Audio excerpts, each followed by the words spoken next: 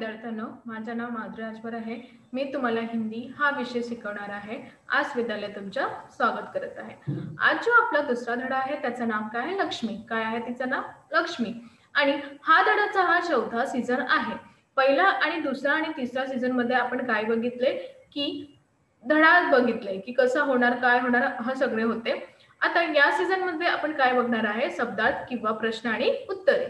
तर चला बघूया। बघा, शब्दार्थ हिंदीतून हिंदी आणि मराठी। पहिला काय? अधेड, ढलती उम्र का। आणि मराठीतून वय पाहिजे। अस्वस्थ, बीमार, मराठीतून आजारी। आगंतुक, आया हुआ, मराठीतून आले। इत्मिनान, तसल्ली, आणि मराठीतून आरामात। कसार, कमी, अभाव। अजून बघूया। बघा, तैश, आवेगपूर्ण क्रोध, आवेगपूर्ण राग। दूब, दुर्वा, मराठीतून दुर्वा। बथान, पालतू गाय, बैल के रहने का स्थान। आणि इथे मराठीमध्ये पाली गाय। रोगन, लेप, लाह। संदूकशी, छोटा संदूक, आणि लहान बॉक्स, मराठीतून लहान बॉक्स। बघा, हुज्जत, तर्क वितर्क और खासुनी, मराठीतून युक्तिवाद, युक्तिवाद आणि खाणे। काजी हाऊस, सरकारी मवेशी खाना। शासकीय गुरे ढोरे, मराठीतून शासकीय गुरे ढोरे। तर हे झालं आपलं शब्दार्थ। अजून आपण काय बघणार आहे? चला बघूया।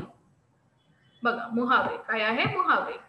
मुंह मारना, जल्दी जल्दी खाना, मराठीतून खाली लाडंगा।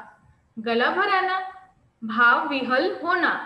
आवाज भर आना, मराठीतून घसा ख वळ खवडे।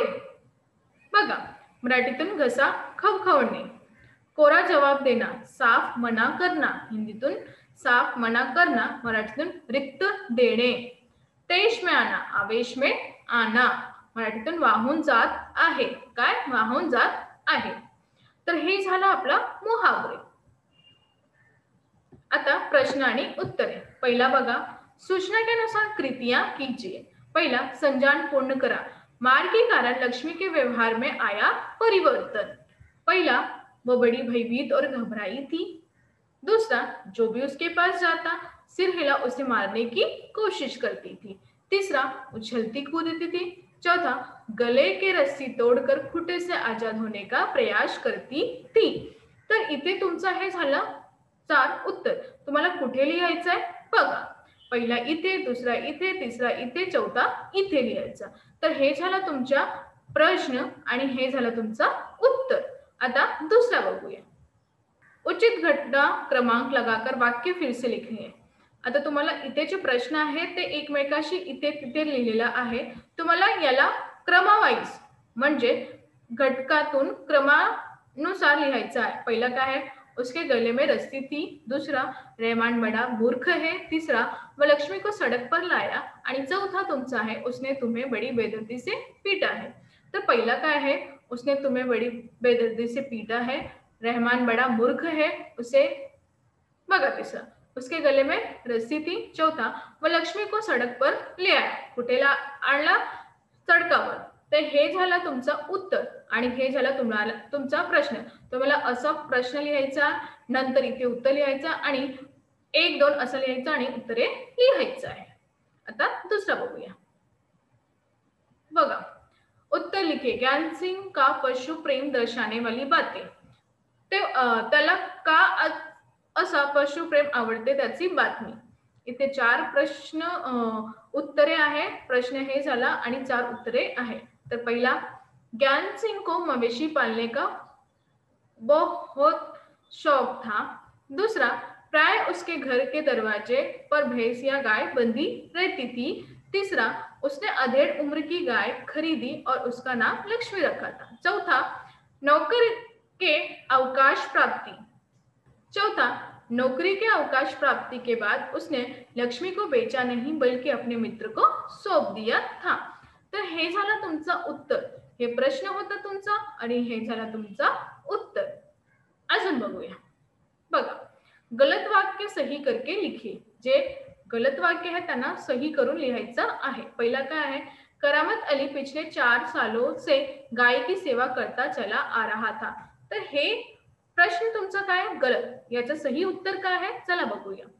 करामत अली पिछले 1 वर्ष से गाय की सेवा करता चला रहा था. किती? 1 वर्ष. दूसरा बघा, करामत अली को लक्ष्मी की पीठ पर रोगन लगाने के बाद इत्मीनान हुआ. तर हे प्रश्न तुमचा गलत आहे. याचं उत्तर काय आहे चला बघूया.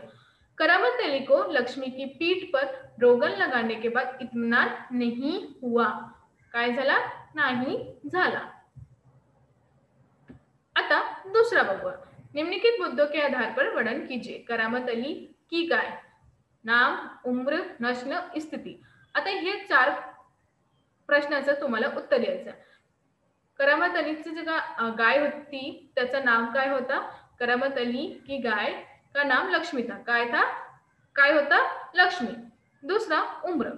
करामत अली की गाय अधेड़ उम्र की हो चुकी थी. कशी होती? अधेड़ म्हणजे खूपच मोठी होती. तिसरा, नस्ल.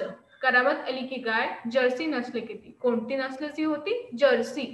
चौथा, स्थिती. करामत अली की गाय बूढ़ी होने कई कारण दूध नहीं देती थी. आणि करामत अलीची जी गाय होती ते म्हातारी झाली होती म्हणून ती दूध नाही देत होती. तर हे झालं आपला 5वा प्रश्न आणि उत्तरे. आता स्वमत म्हणजे यांना काय म्हणतात? अभिव्यक्ती पण म्हणतात आणि स्वमत पण म्हणतात. बघूया. यदि आप करामत अली की जगह पर होते तो इस संदर्भ में अपने विचार लिखिए. हे तुमच्या मनात लिहिलेलं आहे. मी तुम्हाला असं एक उदाहरण दिलेले आहे. तुम्हाला स्वतःच्या मनात काय आहे या असं तुमचं मत काय आहे हे लिहायचं आहे. तर मी ते तुम्हाला एक उदाहरण दिलेलं आहे. हा बघून तुम्ही आपला मत लिहा. बघा. यदि मैं करामत अली की जगह होता तो मेरी प्रतिक्रिया भी वैसी ही होती जैसी करामत अली की थी. मेरी गाय को पीटने वाले पर भी मैं क्रोधित होता. गाय की पीठ पर लगी चोट पर मैं भी रोगन लगाता ताकि गाय को पीड़ा से आराम मिल सके. गाय के अनुपयोगी होने पर कभी भी उसे बेचने का विचार नहीं करता क्योंकि मैं जानता हूं कि आज के इस युग में पशुओं की क्या स्थिति है. अपनी गरीबी के कारण मैं मजबूर होकर मैं भी करामत अली की तरह गाय को गौशाला में भर्ती कराता.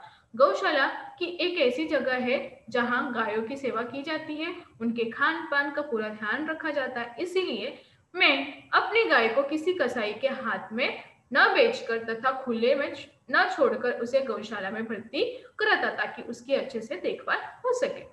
इथे काय दिले आहे की जी करामत अलीची जी गाय होती अशी माझी प्रक्रिया म्हणजे माझी प्रतिक्रिया होती की जसं करामत अलीने केले त्याला विकणे नाही, त्याला गौशालामध्ये सोडून आले आणि त्याला खायला दिले आणि त्यांचा जो मुलगा आहे त्याला मारले, तर मी पण त्यामध्ये क्रोधित होणार. हा विचार असा आहे की तुमचा मत आहे. तर या मी इथे तुम्हाला उदाहरण दिले आहे. तुमच्या मतानुसार तुम्ही तुमचा स्वमत किंवा अभिव्यक्ती लिहा. तर आज आपण काय शिकलो? आज आपण हे शिकलो की कशाबद्दल तुम्ही लोकांना असं करणार आहे की जो पशु आहे त्यांना सोडून द्यायचं, हे करायचं, हो करायचं असं नाही करायचं. तुमच्यासाठी हवे तर त्याला पालन पोषण करा, नको आहे तर त्यांचा पालन पोषण नको करूया. धन्यवाद.